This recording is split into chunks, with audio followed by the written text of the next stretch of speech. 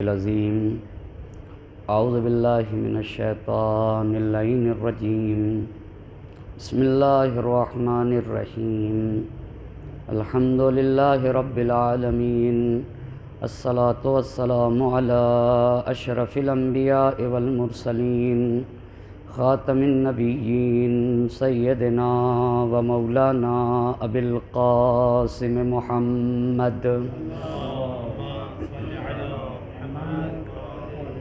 وعلى أهل بيته الطيبين الطاهرين المعصومين ولعنة الله على أعدائهم أجمعين أما بعد فقد قال مولانا حسين بن علي عليهما السلام إني لم أخرج أشرا ولا بترا ولا مفسدا ولا ظالما إنما خرجت لطلب الإصلاح في أمة جدي أريد أن أأمر بالمعروف وأنهى عن المنكر وأسير بسيرة جدي وأبي علي بن أبي طالب صل على محمد وآل محمد۔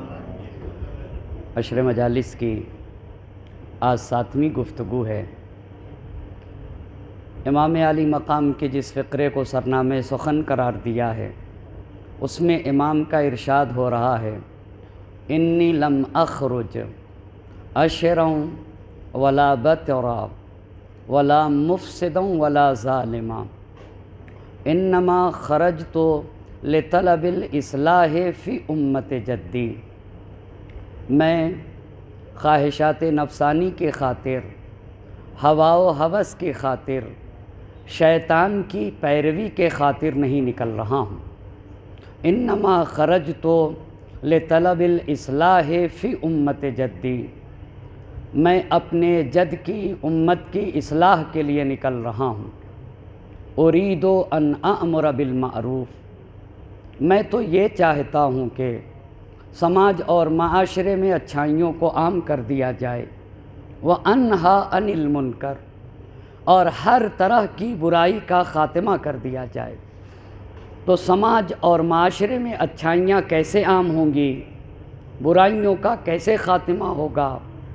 اسیرہ بسیرت جدی، میں اپنے جد کی سیرت کو عام کروں گا اور اپنے بابا علی مرتضیٰ کی سیرت کو عام کروں گا۔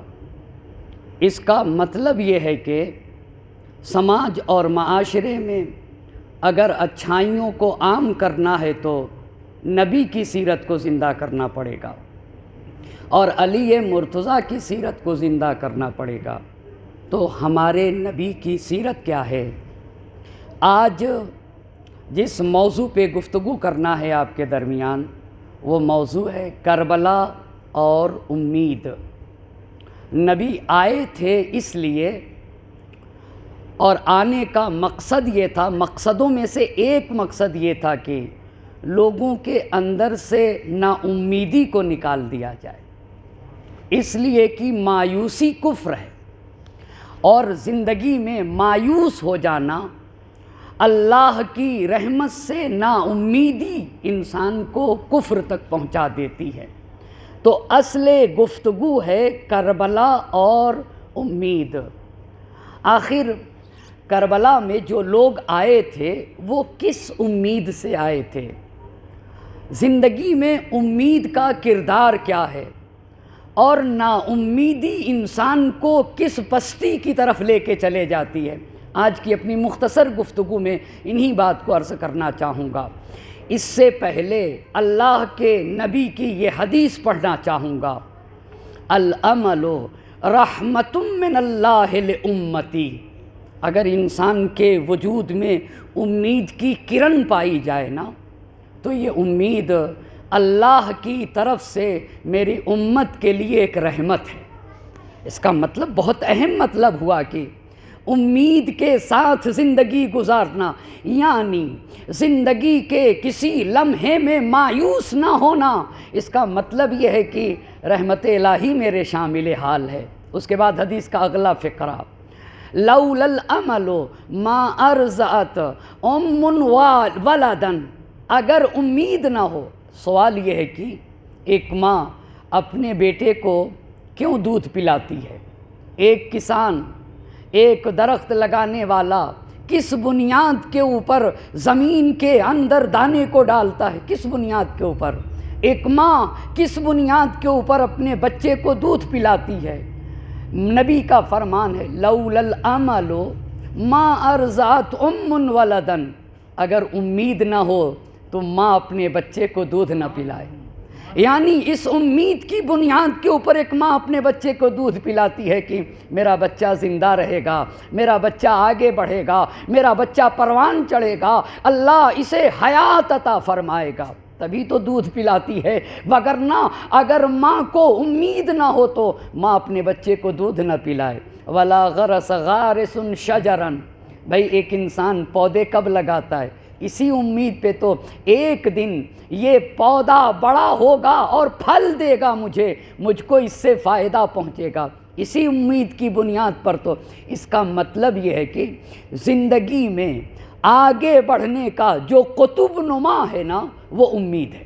یعنی اگر امید نہ ہو تو انسان اپنی جگہ کے اوپر بیٹھا ہی رہ جائے گا، آگے نہ بڑھ سکے گا۔ یعنی کاروان حیات میں قدم رکھنے کے لیے امید شرط ہے، امید شرط ہے۔ اب توجہ کرنے کی ضرورت ہے۔ دعائے کمیل میں مولائے کائنات نے ایک جملہ ارشاد فرمایا جس میں اللہ کی بارگاہ میں کہا کہ اے اللہ، ہمارے پاس سب سے بڑا سرمایہ کیا ہے؟ بہت توجہ کرنے کی ضرورت ہے۔ دعائے کمیل میں مولائے کائنات نے مال و دولت کو سرمایہ نہیں بتایا ہے، سب سے بڑا سرمایہ امید کو بتایا ہے۔ ارحم مراس مال ہی الرجا، راس المال کسے کہتے ہیں؟ آپ مجھ سے بہتر جانتے ہیں۔ بزنس میں، تجارت میں جو سرمایہ لگایا جاتا ہے نا، اس سرمایے کو عربی میں راس المال کہا جاتا ہے۔ یعنی راس المال سرمایے کو، پونجی کو کہتے ہیں، جو پیسہ لگاتا ہے۔ تو میرے مولا نے کہا اے اللہ، مجھ تیرے بندے کے پاس کوئی سرمایہ نہیں ہے، ہاں ایک سرمایہ ہے جس سے بڑا دوسرا سرمایہ نہیں۔ ارحم مراس مال ہی الرجا، اس بندے پہ تو رحم کر جس کا صرف اور صرف سرمایہ تیری ذات سے امید ہے اور بس۔ اس کتنی پیاری بات ہے۔ یعنی ایک انسان کا سب سے بڑا سرمایہ کیا ہے؟ امید ہے، اور وہ بھی ذات پروردگار سے امید رکھنا۔ میرے اللہ، تیری رحمت کی امید ہے، تیری مغفرت کی امید ہے، تیری کرامت کی امید ہے۔ علی ابن ابی طالب کو، ایک بندے کو اس کے خداوند سے، اس کے خدا سے جو امید ہے نا، وہی اس کا سب سے عظیم سرمایہ ہے۔ یہ ایک بات۔ دوسری بات دعائے کمیل میں کہی اللہم اغفر لی الذنوب التی تقطع الرجا۔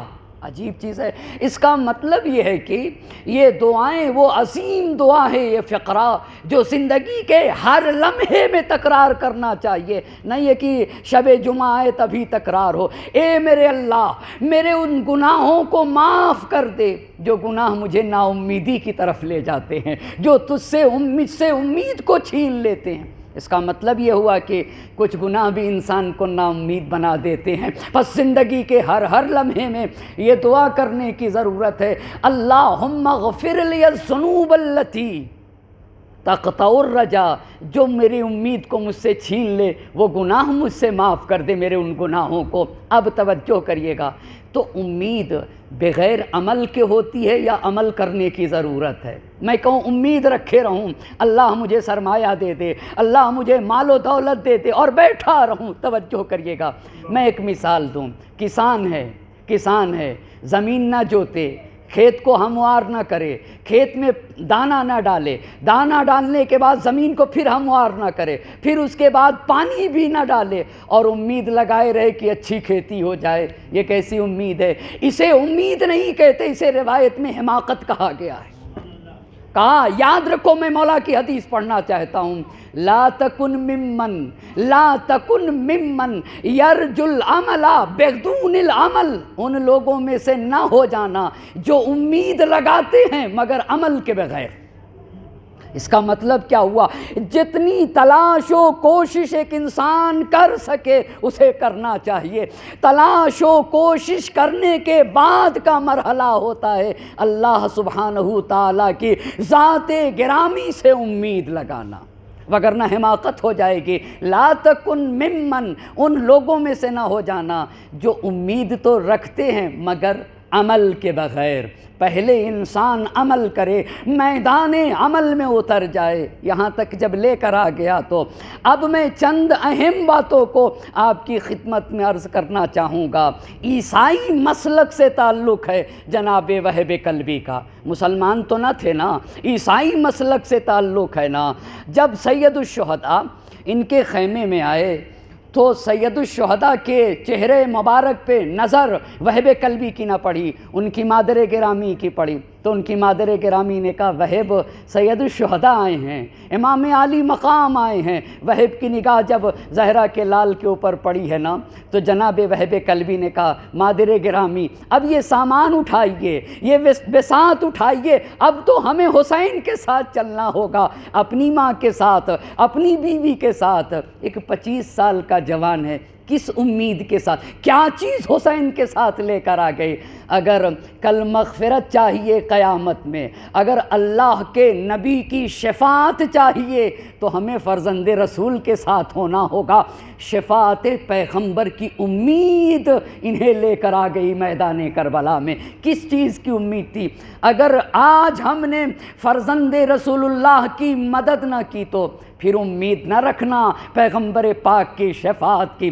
چلے، اور جب وہب کلبی کا انتقال ہوا، شہید ہوئے وہب کلبی، تو جناب وہب کلبی کی مادر گرامی نے ستون خیمہ اٹھا لیا، اور ستون خیمہ اکھاڑنے کے بعد جنگ کرنے کے لیے جا رہی تھیں تو ایک جملہ ارشاد فرما رہی تھیں، اللہم لا تقطع رجائی۔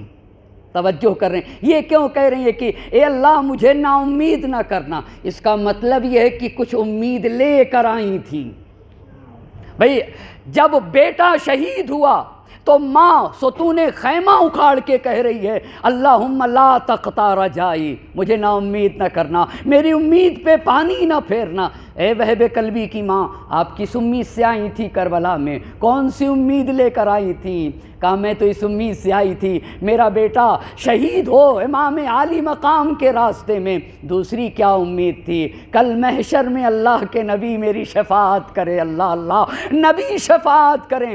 تو سنیے گا، امام حسین نے وہب کلبی کی ماں سے کہا آپ واپس جائیے، خاتون سے جہاد ساقط ہے، مگر ان کے جملے کا جواب امام عالی مقام نے دیا۔ وہ کیا کہہ رہی تھیں وہب کلبی کی ماں؟ اللہم لا تقطع رجائی، میرے امید پہ پانی نہ پھیرنا میرے اللہ، مجھے نا امید نہ کرنا۔ تو امام عالی مقام نے یہ جملہ ارشاد فرمایا، لا یقطع اللہ رجاءک، اللہ تمہیں نا امید نہیں کرے گا۔ اللہ اللہ، کتنا اہم مرحلہ ہے۔ بیٹے کو قربان کر کے ایک ماں دعا کر رہی تھی اللہم لا تقطع رجائی، ہاں دیکھ اللہ مجھے نا امید نہ کرنا۔ یہ کتنا، یہ صرف اور صرف کیا چیز تھی جو وہب کلبی کو امیدوار بنا کے لے آئی؟ اس لیے کون سی چیز؟ نبی کی شفاعت حاصل ہوگی، محشر میں مغفرت حاصل ہوگی۔ یہ پہلا مرحلہ کربلا کے میدان میں جو امید کی بنیاد پر آئے تھے یہ لوگ۔ دیکھا جب امید ہوتی ہے تو انسان آگے بڑھتا ہے، رشد کرتا ہے۔ امید ترقی کا زینہ ہے۔ جب تک انسان کی زندگی میں امید، البتہ بڑا سخت مرحلہ ہی اس کے اوپر قائم رکھنا، یہ پہلا مرحلہ۔ دوسری بات کربلا سے اور عرض کروں، دو بھائی تھے جس میں سے ایک بھائی کا نام ہے عبداللہ اور دوسرے بھائی کا نام ہے عبد الرحمن غفاری۔ یہ دو بھائی تھے، جنگ صفین میں مولائے کائنات کے لشکر میں تھے یہ دونوں بھائی، عبداللہ اور عبد الرحمن غفاری۔ یہ دونوں جنگ صفین میں مولائے کائنات کے ساتھ تھے۔ آج کی دنیا میں بھی ایسا ہوتا ہے کہ لوگوں کو جب بہکایا جاتا ہے تو دین کے لباس میں بہکایا جاتا ہے، مقدس بن کے بہکایا جاتا ہے۔ توجہ کرنے کی ضرورت ہے، یعنی دین کے نام پہ لوگوں کو بہکایا جاتا ہے۔ یہ تو جنگ صفین والوں کا کارنامہ رہا ہے۔ یہ دونوں بھائی کہاں کے اوپر تھے؟ جنگ صفین میں ایک بھائی عبداللہ اور دوسرا بھائی عبد الرحمن غفاری سپاہ علی ابن ابی طالب میں تھے، اور ادھر عمرو عاص نے جب مولا کا لشکر یہاں تک پہنچ گیا کہ اب امیر شام کے توجہ کرنے کی ضرورت ہے، اس کے خیموں کے رسیوں کو کاٹ دیا جائے گا، تو ترکیب نکالی عمرو عاص نے کہ قرآن بلند کر دیا نیزے پہ قرآن بلند کیا۔ قرآن نے ایک بات کہی ہے، اسے آہستہ لفظوں میں عرض کروں، وَإِذَا قِيلَ لَهُمْ لَا تُفْسِدُوا فِي الْأَرْضِ، جب منافقین سے کہا جاتا ہے کہ زمین پہ فساد نہ کرو، توجہ کرنے کی ضرورت ہے، منافقین سے کہا جاتا ہے کہ زمین پہ فساد نہ کرو، تو قالوا انما نحن مصلحون، آپ غور کر رہے ہیں، ان سے قرآن کہہ رہا ہے کہ ان سے کہا جاتا ہے فساد نہ کرو، تو یہ کہتے ہیں ہم فساد کہاں کر رہے ہیں، ہم تو اصلاح کر رہے ہیں، ہم فساد کہاں کر رہے ہیں، یعنی سب سے بڑے فسادی اور اپنے آپ کو سب سے بڑا مصلح بتا رہے ہیں۔ یہ کیا ہے؟ یہ دین کا لباس پہن کے، یعنی اپنے کفر کو چھپائے ہوئے ہوتا ہے، ظاہر میں اپنے کو دیدار بتاتا ہے، دین کا لباس پہن کے لوگوں کو بہکایا جاتا ہے۔ کتنے سماج اور معاشرے میں بیدار ہونے کی ضرورت ہے۔ ان سے کہا جاتا ہے فساد نہ کرو، تو کہتے ہیں انما نحن مصلحون، ہم فساد کہاں کرتے ہیں، ہم تو صرف اور صرف اصلاح کرتے ہیں۔ تو یہ دونوں بھائی کون کون سے بھائی تھے؟ عبداللہ اور عبد الرحمن غفاری، دونوں بھائی امیر المومنین کے سپاہ میں، مگر جب قرآن بلند ہوا نیزے پہ، بس دھوکہ کھا گئے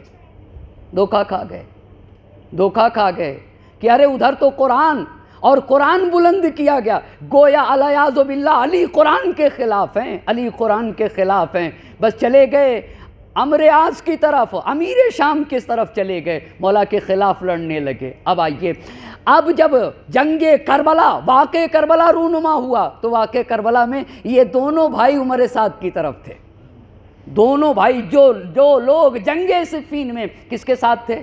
مولا کے ساتھ۔ ادھر سے عمرو عاص نے قرآن بلند کیا تو چلے گئے ادھر، مگر توجہ کرنے کی ضرورت ہے، امید کہاں لے کر چلی آتی ہے، اس پہ گفتگو کر رہا ہوں نا۔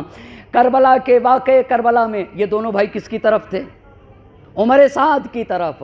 جب سارے شہداء اصحاب شہید ہو گئے اور کربلا کے میدان میں ایک فریاد غربت بلند کی زہرا کے لال نے، تو دونوں بھائی نے ایک دوسرے سے کہا، جب اللہ کسی کی ہدایت کر دے، ممکن ہے کہ پوری زندگی انسان صحیح و سالم ہو مگر عاقبت بخیر نہ ہو سکے، بہت ممکن ہے، اسی لیے تو سب سے اہم دعا ہے، اور ممکن ہے پوری زندگی کافر رہا ہو مگر آخرت میں آخرکار وہ نجات یافتہ بن جائے۔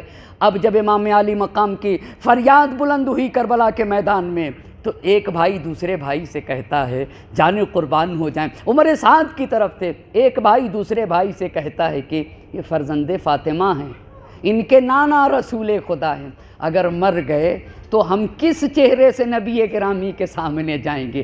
کیا ہمیں امید ہے کہ ان کو قتل کر کے رسول اللہ کی ہمیں شفاعت ملے گی؟ دیکھ رہے ہیں عزیزان محترم، کیا چیز تاریکی سے نکال لے آ رہی ہے، پستی سے کیا چیز نکال لے آ رہی ہے، صرف شفاعت پیغمبر کی امید نکال کے لے آ رہی ہے۔ کہا اگر ہم نے فاطمہ کے لال کو قتل کیا تو محشر میں کس منہ سے نبی گرامی کے سامنے جائیں گے، کس بنیاد کے اوپر؟ کیا اس کے باوجود بھی شفاعت پیغمبر کی امید رکھی جا سکتی ہے؟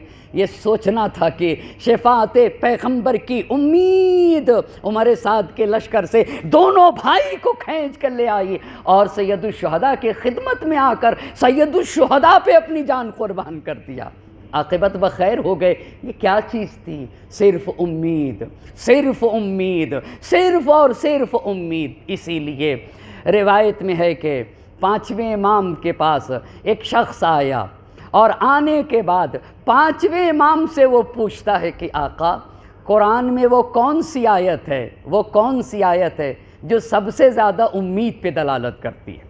وہ آیت بتائیے جس سے سب سے زیادہ انسان کو امید ملے، امید کی کرن جاگ جائے جس سے وجود میں، وہ کون سی آیت ہے؟ تو 5ویں امام نے کہا کہ تم بتاؤ تمہارے خاندان میں کس آیت کو سب سے امید والی آیت جانی جاتی، تم مجھے بتاؤ۔ اچھا، وہ شخص امام سے پوچھ رہا تھا، امام نے کیا کہا؟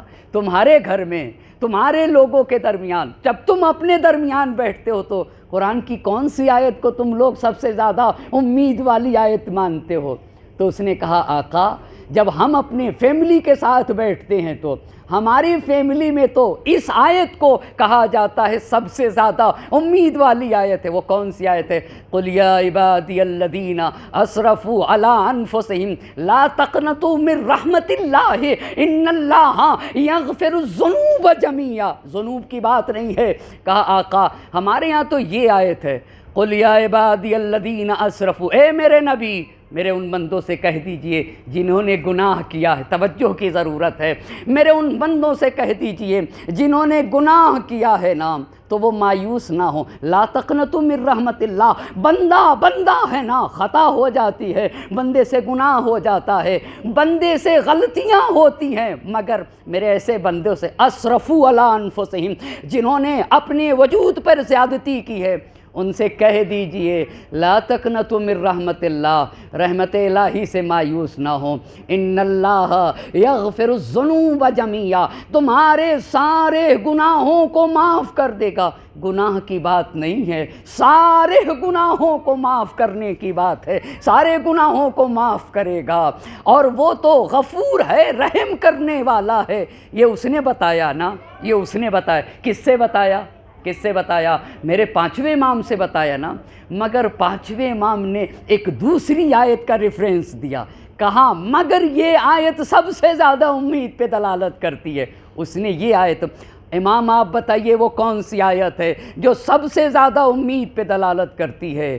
کہا کہ قرآن کی یہ آیت وَلَسَوْفَ يُعْطِيكَ رَبُّكَ فَتَرْضَىٰ۔ توجہ کریے گا، یہ کس کے بارے میں ہے؟ یہ نبی گرامی کے بارے میں ہے۔ اے میرے حبیب ہم آپ کو قیامت میں اتنا دیں گے، اتنا دیں گے، اتنا دیں گے، توجہ کی ضرورت ہے۔ نبی گرامی سے قرآن کہہ رہا ہے کہ وَلَسَوْفَ يُعْطِيكَ رَبُّكَ فَتَرْضَىٰ، ہم آپ کو اتنا دیں گے نا، اتنا دیں گے کہ آپ راضی ہو جائیں گے۔ یہ اتنا دیں گے کیا چیز ہے؟ یہ اتنا دیں گے کیا چیز ہے؟ اللہ کے نبی شفاعت کریں گے، اپنی امت کی شفاعت کریں گے اللہ کے نبی۔ خدا کی قسم عشق پیغمبر، عشق نبی گرامی، حب محمد اور آل محمد انسان کے لیے مغفرت کا راستہ ہے، اس پہ امید رکھنا چاہیے۔ یہ آنکھوں سے جو آنسو گر رہے ہیں نا، یہ جو عشق و ولائے آل محمد ہے، یہ خود توبہ ہے روایتوں کے مطابق۔ یہ آنسو نہیں جو امام علی مقام کے غم میں گر جائے نا، روایت کہتی ہے یہ خود توبہ ہے، یہ خود ایک توبہ ہے، آنسو گرے۔ ان آنسوؤں کی قدر کرنے کی ضرورت ہے، یہ خود ہمارے لیے مغفرت کا راستہ ہیں، ان پہ امید رکھنا چاہیے۔ نبی گرامی کی شفاعت پہ امید رکھنے کی ضرورت ہے۔ نبی شفاعت کریں گے، اللہ پوچھے گا میرے حبیب راضی ہو گئے، اور شفاعت کرو، اور شفاعت کرو۔ یہ آیت مقام عظمائے شفاعت پیغمبر پہ، مگر شفاعت کے لیے کیپیسٹی پیدا کرنا پڑے گی، یعنی انسان جہاں تک چل سکے اس لائق بنائے۔ میں ایک چھوٹی سی مثال دوں تاکہ اپنے بات کو واضح کر سکوں۔ توجہ کرنے کی ضرورت ہے۔ ایک پہاڑ ہے اور پہاڑ کی چوٹی پہ ایک انسان بیٹھا ہوا ہے۔ اب پہاڑ پہ چلنے والے بہت زیادہ ہیں، کچھ لوگ ایک دم نیچے ہی رہ گئے، تھک گئے، کچھ لوگ آگے بڑھے، کچھ لوگ اتنی اوپر چڑھ گئے، چوٹی پہ تو نہ چڑھ سکے لیکن اتنی اوپر چڑھ گئے کہ جو چوٹی کے اوپر موجود ہے وہ اپنا ہاتھ بڑھا دینا تو اس کے ہاتھ کو لے سکتا ہے۔ یعنی میں نے اتنا تو کر دیا، کچھ کمی رہ گئی تھی، بس چوٹی پہ موجود انسان اپنا ہاتھ بڑھا دے گا تو اس کے ہاتھ کو پکڑ کے اسے اوپر لے کے چلا جائے گا۔ اسے کہتے ہیں کہ اس انسان نے اپنے اندر شفاعت کی کیپیسٹی پیدا کر لی ہے، یعنی جتنا ہو سکتا تھا کیا، اب رہی کمیوں کو شفاعت کے ذریعے سے پورا کیا جا سکے گا۔ ایک صلوات پڑھیں بار محمد اور آل محمد۔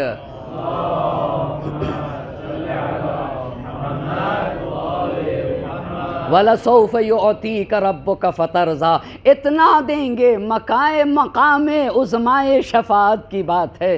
یقیناً عشق آل محمد، یہ آنسو جو نبی گرامی کے آل کی محبت میں گر جائے نا، تو یہ انسان کو امیدوار اور نبی گرامی کی شفاعت، ہاں جہاں تک عمل خیر کر سکتا ہے وہ کرتے رہنا چاہیے تاکہ شفاعت کے کیپیسٹی بنحو احسن باقی رہے۔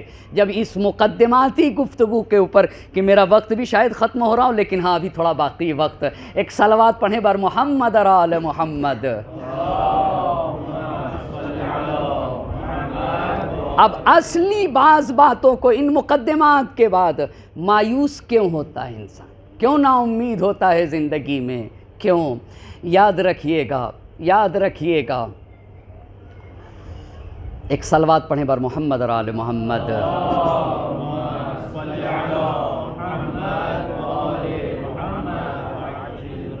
پہلی چند باتیں کیوں مایوس ہوتا ہے انسان۔ پہلی چیز، زندگی میں ناکامی کی بنیاد پر۔ مثال کے طور پر اب میں 2-3 مثالیں دوں تاکہ میں اپنی بات کو واضح کر سکوں۔ مثال کے طور پر، ولو یہ کہ محرم ہے مگر کچھ مثالیں تو دے سکتا ہوں، مشکل نہیں ہے۔ مثال کے طور پر ایک لڑکا چاہتا تھا کہ فلاں لڑکی سے شادی ہو جائے، ناکام ہو گیا اس اپنے مشن میں، نئی شادی ہو گئی، ناکام ہوا یا نہیں ہوا؟ اب اس کے یہاں اب کہتا میں کسی دوسری سے شادی نہیں کروں گا۔ یا کوئی ڈاکٹر بننا چاہتا تھا، نہیں بن سکا، نہیں بن سکا، نا امید ہو گیا۔ کوئی کسی مقام تک پہنچنا چاہتا تھا، شکست کھا گیا، نا امید ہو گیا۔ ناکامی، عزیزان محترم توجہ کرنے کی ضرورت ہے، توجہ کی ضرورت ہے۔ ایک انسان گر گیا، اگر زمین پہ گر جائے تو آپ یہ بتائیے عقل کیا کہتی ہے، بیٹھا رہے یا کھڑا ہو؟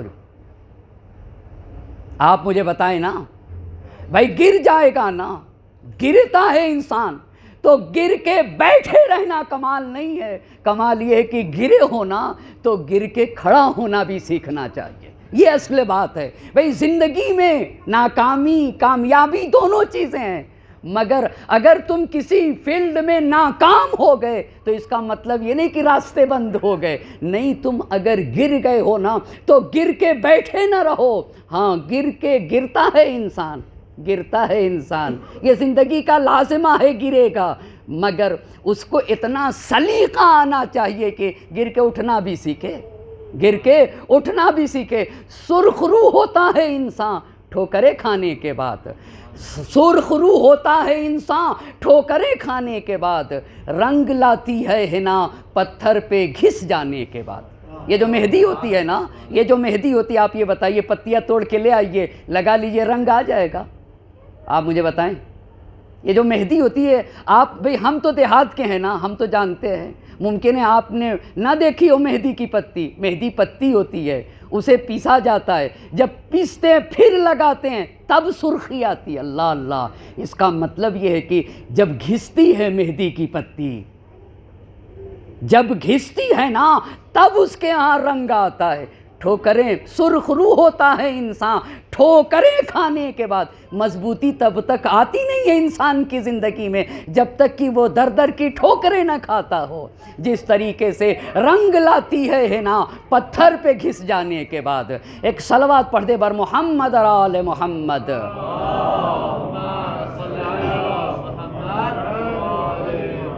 تو یہ قرآن کی آیت میں اس بات کی طرف اشارہ ہے۔ دیکھو زندگی ہے نا تو کبھی انسان ناکام ہوتا ہے، کبھی کامیابی، مگر جنگ بدر میں مسلمانوں کو کامیابی ملی، جنگ احد میں شکست کھا گئے تو کچھ لوگ تانا دینے لگے، تو قرآن کی آیت اتر گئی کہ ہم اس کامیابی اور ناکامیابی کو لوگوں کی زندگی میں پلٹاتے رہتے ہیں، کبھی کامیابی کبھی ناکام، کبھی کامیابی کبھی ناکامی، مگر کمال یہ ہے کہ بندہ زندگی سے مایوس نہ ہونے پائے، مایوس نہ ہونے پائے۔ اسی لیے بزنتی ہیں اور 8ویں امام رضا علیہ السلام کے پاس آ گئے۔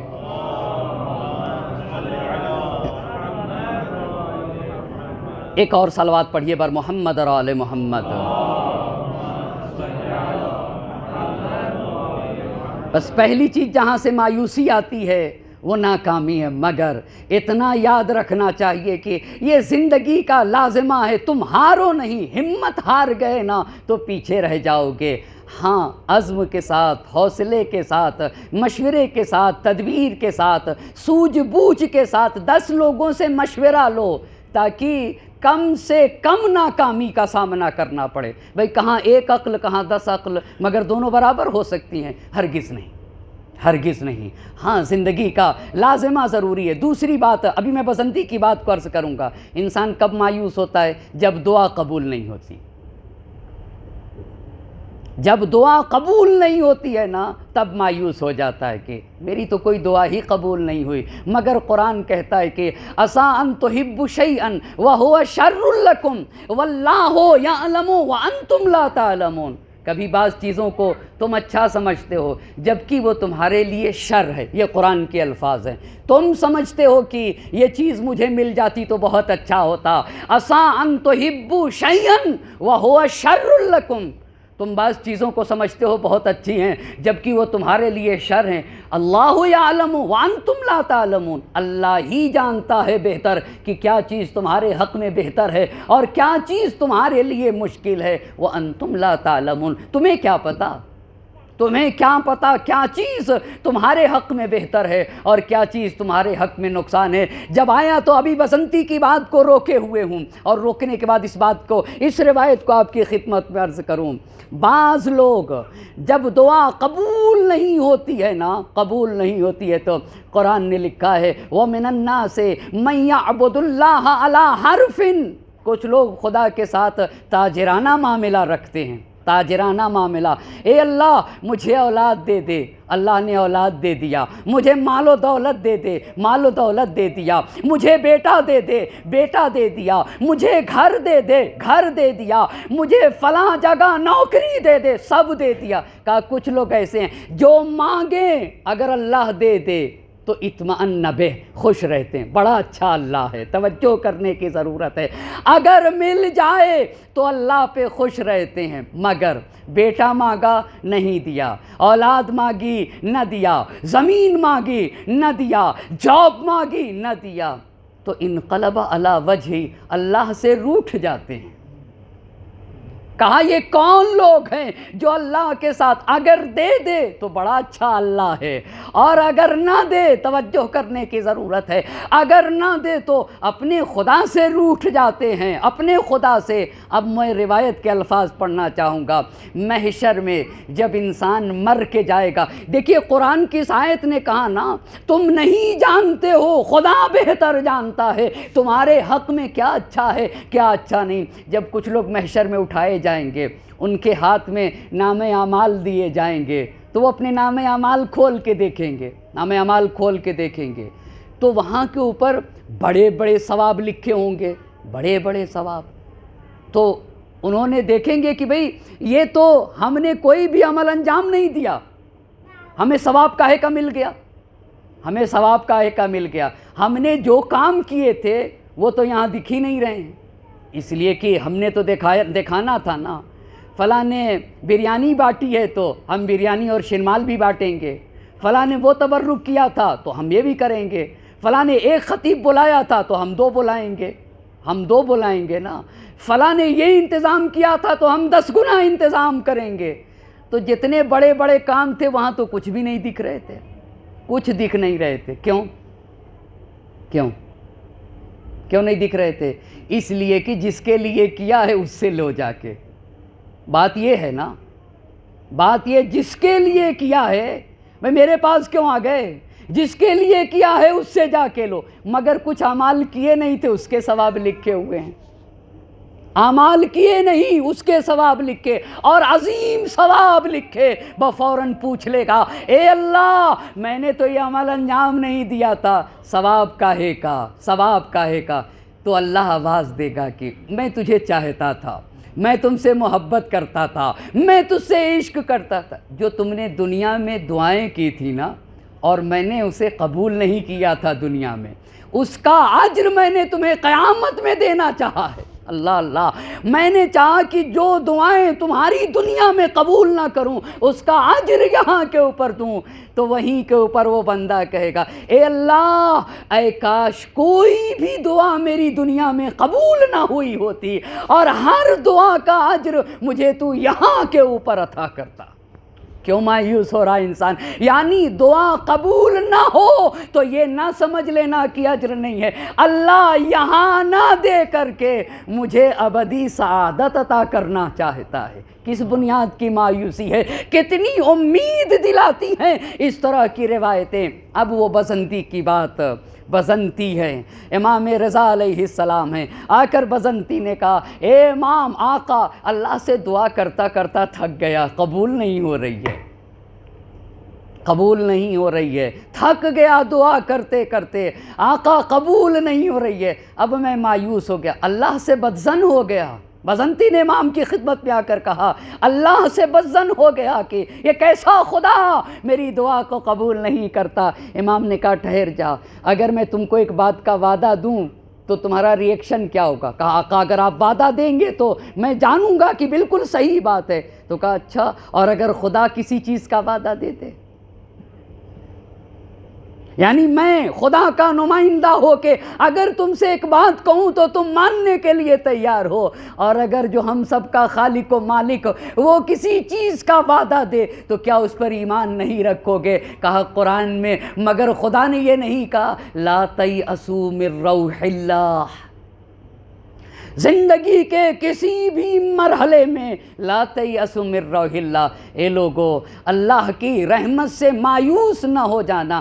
اگر رحمت پروردگار کے 100 درجے ہیں نا تو صرف ایک درجے کے ذریعے سے اس کائنات میں اپنے بندوں پہ رحم کرتا ہے، 99 رحمت کے درجات تو آخرت کے لیے بچا کے رکھ رکھا ہے خدا نے۔ جب وہ اپنے بندوں کے اوپر اپنی رحمت کی بارش کرے گا، ایک درجہ رحمت کا یہاں کے اوپر ہے، 99 درجہ کہاں کے لیے بچا رکھا ہے؟ آخرت میں اپنے بندوں کے اوپر رحم کرنے کے لیے۔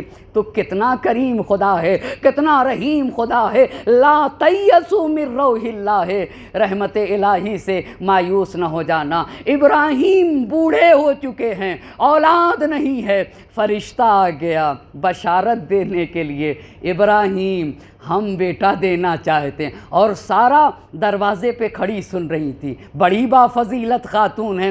قرآن میں ایک خاتون اس مقام پر پہنچے کہ فرشتہ نبی سے بول رہا تھا اور خاتون سن رہی ہے، اس کا مطلب یہ ہے کہ ایک خاتون کتنے عظیم مقام تک پہنچ سکتی ہے۔ بھائی نبی سے فرشتہ بات کر رہا ہے مگر بیوی کیسے سن رہی ہے؟ اس کا مطلب ہے کہ بڑی عظیم المرتبہ خاتون ہے، بیوی سن رہی تھی۔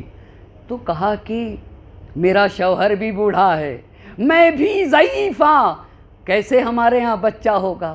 کیسے ہمارے ہاں؟ تعجب کیا تو آواز آئی اتعجبین من امر اللہ، اتعجبین من امر اللہ، کیا تمہیں قدرت الہی پہ تعجب ہے؟ تمہیں قدرت الہی پہ تعجب ہے؟ یہی سے ایک بات کہہ دوں، مایوسی کی ایک بنیاد تو یہی ہے کہ خوب اللہ کی قدرت پہ ایمان کامل نہیں ہے، تبھی تو مایوسی ہے، تبھی تو مایوسی ہے۔ اب میں 2-3 مثالیں دے دوں نا، 2-3 مثالیں دوں۔ فرعون کا لشکر تھا، بہت توجہ کرنے کی ضرورت ہے۔ فرعون کا لشکر موسیٰ کو پیچھا کیے ہوئے، موسیٰ اپنی قوم کے ساتھ اور فرعون کا لشکر پیچھے پیچھے، سامنے دریائے نیل، پیچھے فرعون کا لشکر، موسیٰ درمیان اور ان کی قوم درمیان میں۔ اب کیا کریں؟ مجھ جیسا انسان ہوتا تو، اور کہا بھی قوم نے کہ انا لمدرکون، اب تو ہم پکڑ لیے گئے، اب تو ہم پکڑ لیے گئے۔ اب آپ بتائیے مگر زندگی میں اس سے بھی زیادہ سخت وقت آ سکے گا؟ مگر جانیں قربان ہو جائیں خدا کی قدرت کے اوپر۔ کہا کہ مار دو اپنا لاٹھی، اپنے عصا کو دریائے نیل پہ مار دو۔ اما کیا انسان بھول گیا قرآن کو؟ کیا قرآن پہ ایمان نہیں رکھتا؟ ایک عصا میں اتنی قدرت پیدا کر دیا اللہ سبحانہ تعالیٰ نے۔ پیچھے سے لشکر گھیرے ہوئے تھا، سامنے دریائے نیل، رکتے ہیں تو لشکر پکڑ لے گا. آگے بڑھتے ہیں نا, آگے بڑھتے ہیں تو دریائے نیل میں غرق ہو جائیں گے, مگر کیا ایک عصا نے دریا میں راستے پیدا نہ کیے؟ ایک عصا نے دریا میں راستہ نہ بنا دیا. یہ کیا ہے؟ ان باتوں کو زندگی میں اتارنے کے.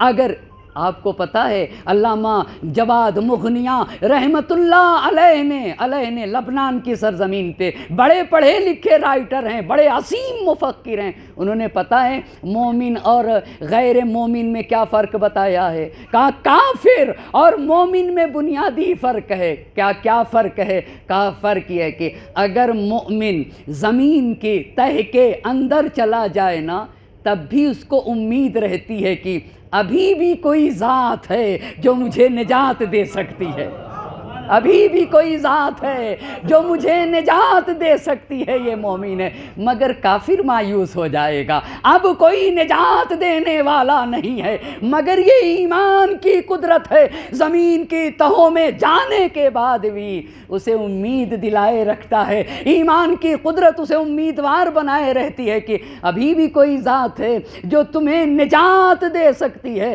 جو تمہیں نجات عطا کر سکتی ہے. یہ مومن تو دریائے نیل ہے, مگر ایک عصا. اب نہ سوچے ہاں خدا کی قدرت, کیسے راستے بن گئے. پوری قوم موسیٰ اپنے قوم کو لے کے نکل گئے, مگر فرعون کا لشکر, ارے چلو یہ بھی آگے بڑھ گئے, یہ بھی آگے بڑھ گئے, ہم بھی چلتے ہیں, مگر دریائے نیل میں غرق کر دیا. یہ ہے اللہ سبحانہ تعالیٰ کی قدرت. اور بتاؤں ایک دو مثالیں اور عرض کرتا چلوں, مگر کیا قرآن میں یہ بات نہیں ہے جناب مریم سلام اللہ علیہا کے لیے ولادت ہو رہی ہے, جناب عیسیٰ علیہ السلام کے, کھجور کا درخت ہے مگر سوکھا ہے. اللہ اللہ, کھجور کا درخت ہے مگر سوکھا ہے, کھجور کا وقت بھی نہیں ہے, مگر قدرت خدا تو دیکھیے. قرآن میں کہا گیا ہے کہ یا مریم, اے مریم, اس درخت کو ہلا دیجئے, درخت کو ہلائیے.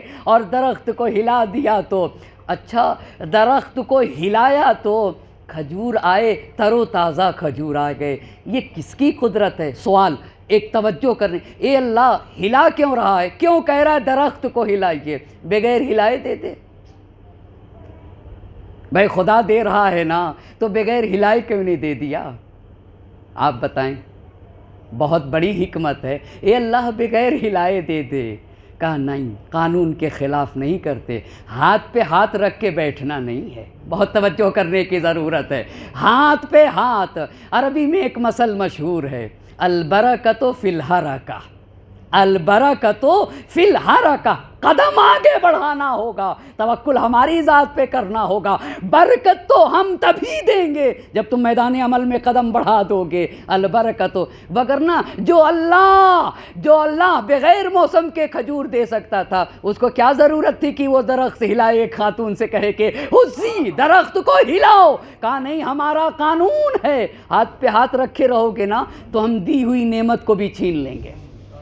اگر ہاتھ پہ ہاتھ رکھ کے بیٹھو گے, ذالک بان اللہ لم یک مغیرا نعمتا انعمها علی قوم حتی یغیروا ما بانفسہم. یہ جو قومیں ہلاک ہوئی ہیں نا, یہ جو تباہ و برباد ہوئی ہیں, اس میں ہمارا قصور تھوڑی ہے.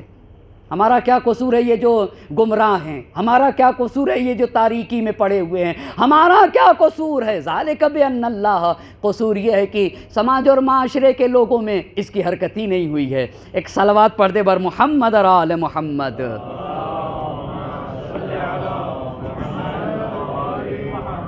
وقت تمام ہو گیا, وقت تمام ہو گیا, اور بات ادھوری رہ گئی, بات ادھوری رہ گئی, بات ادھوری رہ گئی. اور میرا مزاج یہ ہے کہ 10 دن کی مجلس, ہر مجلس ایک الگ عنوان پہ میرے پڑھنے کے, میرا خود کا کہنا ہے کہ 10 دن میں 10 اشرے پڑھ دو نا, کاہے کو ایک اشرہ پڑھتے ہو؟ ہر دن ایک اشرہ پڑھو تم. اور میں اللہ سے دعا کرتا ہوں کہ اللہ اتنا نواز دے, اتنا نواز دے, ہمیں اتنا نواز دے کہ ضرورت کیا ہے کہ مطالب بچا کے رکھ لو, پھر کل پڑھیں گے, پھر تھوڑا سا وہاں سے بچا لو. یہ سب تو ایمان کی کمی کی علامت ہے نا, یہ ایمان کی کمی کی علامت ہے. اتنا عظیم موقع کہاں نصیب ہوگا, کسے ملنے والا ہے, کس کو یہ شرف ہے, کس کو یہ شرف ہے؟ جہاں کے اوپر دین کی باتیں کی جا سکے، عزت کی باتیں کی جا سکے، کرامت کی باتیں ہوں، طہارت و پاکیزگی کی بات ہو، جس چھت کے نیچے حق و حقیقت و عدل و انصاف کا درس دیا جاتا ہے نا، اسی جگہ کو فرش عزا کہا جاتا ہے۔ جہاں عزت نفس کی بات کی جائے، جہاں کرامت نفسانی کی بات کی جائے، جہاں توحید و پاکیزگی کی بات کی جائے نا، اسی کو فرش عزا کہا جاتا ہے۔ جہاں بندہ اپنے اللہ سے نزدیک ہوتا ہے، اسی کو فرش عزا کہا جاتا ہے۔ کتنی عظیم نعمت ہے، کتنا بڑا سرمایہ ہے جس کی ذمہ داری ہمارے کاندھوں پہ ہے۔ ہمارے ماں باپ نے ہم تک یہ عزا امانت پہنچائی ہے، علماء نے، مفکرین نے، بزرگوں نے، ہماری ذمہ داری ہے اس امانت کو آئندہ آنے والی نسلوں تک پہنچایا جائے۔ بس عزیزان محترم، محرم کی 7 تاریخ ہے۔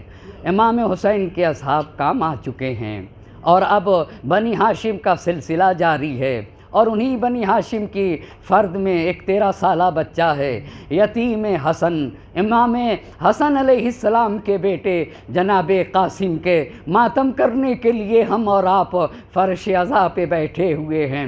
ایک بھتیجا اپنے چچا کے سامنے ہاتھوں کو جوڑ کے آگے بڑھ گیا، چچا مجھے مرنے کی اجازت دے دیجئے، میرے چچا میں مرنا چاہتا ہوں، میدان جہاد میں جانے کی اجازت دے دیجئے۔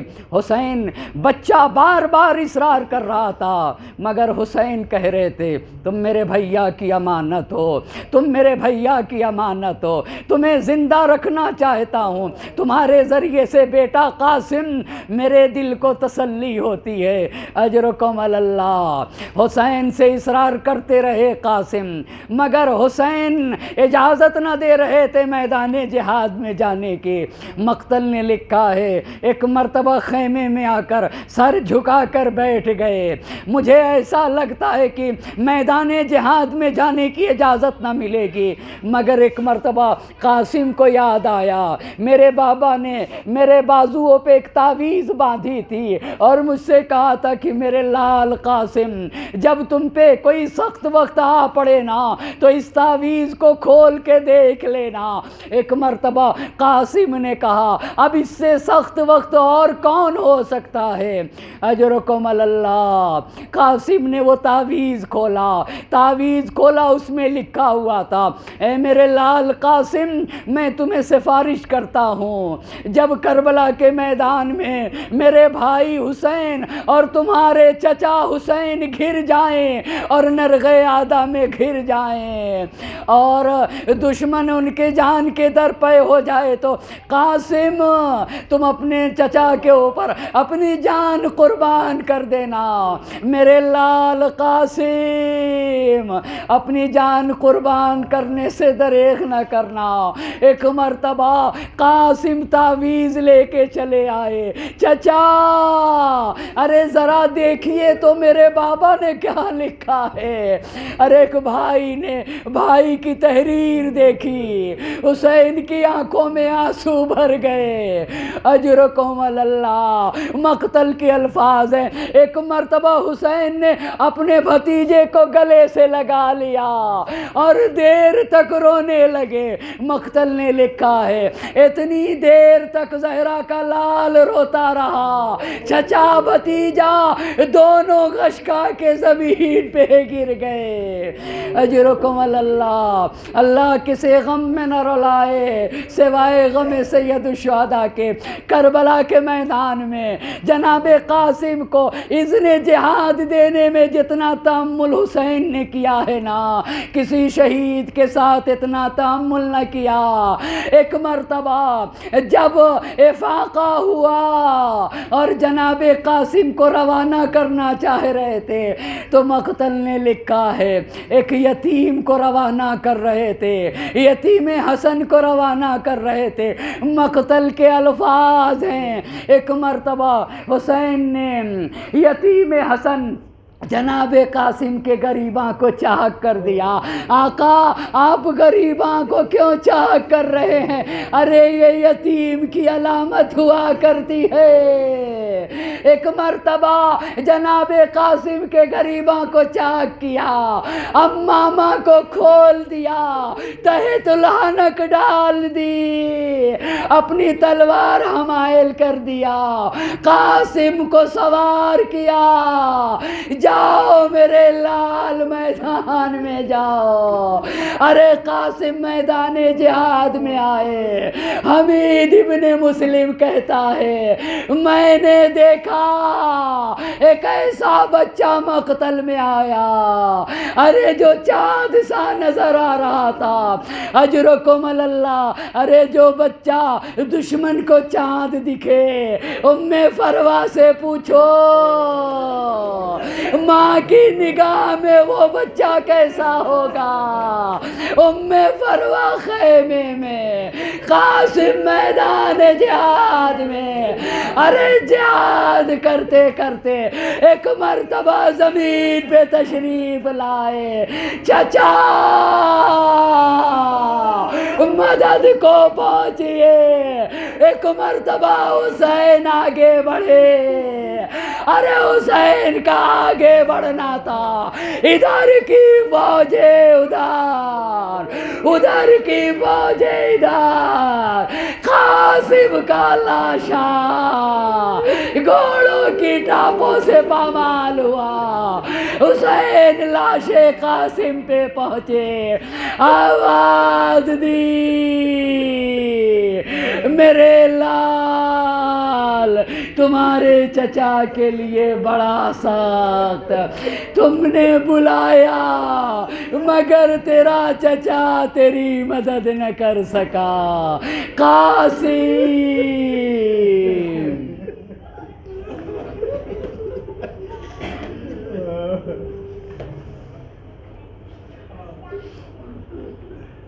وَسَيَعْلَمُ الَّذِينَ ظَلَمُوا أَيَّ مُنقَلَبٍ يَنقَلِبُونَ إِنَّا لِلَّهِ وَإِنَّا إِلَيْهِ رَاجِعُونَ إِلَٰهِي بِحَقِّ الزَّهْرَاءِ وَأَبِيهَا وَبَعْلِهَا وَبَنِيهَا وَسِرِّ الْمُسْتَوْدَعِ فِيهَا 10 مرتبہ بسمک یا اللہ یا اللہ یا اللہ یا اللہ یا اللہ یا اللہ یا اللہ یا اللہ یا اللہ یا اللہ۔